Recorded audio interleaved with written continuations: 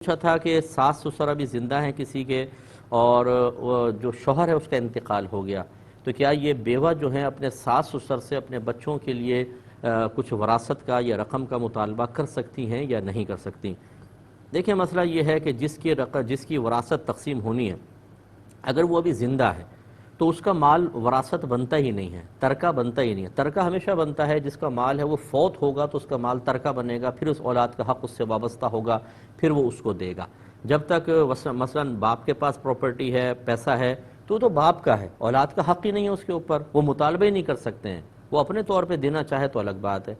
अब आपके शौहर, ये जो बहन है, इनके शौहर चूँकि फौत हुए और सास ससुर अभी ज़िंदा हैं, यानी माँ बाप ज़िंदा हैं, तो वो बेटा अभी वारिस तो बना ही नहीं है। जब बना नहीं है तो ये बहू किस जिहत से उस पैसे का मुतालबा अपने बच्चों के लिए कर सकती है?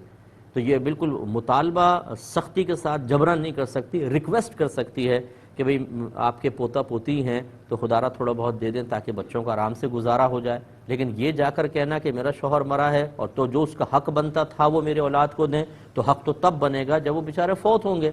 और वो भी याद रखिए कि जिसका तरका तकसीम होता है उसको मूरिस कहते हैं, और जो जिसको मिलता है उसको वारिस कहते हैं। अगर कोई वारिस मूरिस की ज़िंदगी में फ़ौत हो जाए तो वो फिर वारिस बनता ही नहीं है, तो शौहर जो पहले फ़ौत हो गया वो बनेगा ही नहीं। अच्छा, ये तो एक थी शरई हुक्म के एतबार से, लेकिन मैंने ये भी बड़ी दर्दनाक सूरत हाल इस मुआशरे में देखी है कि अगर 5-6 बच्चे हैं, एक बेटा फ़ौत हो गया, अब उसके छोटे छोटे बच्चे हैं, बहू है, लेकिन जब वरासत तकसीम होगी तो इन्हीं के अंदर होगी, जब तोहफे देने होंगे इनको देने होंगे, उस मरहूम बेटे को भूल जाया जाता है।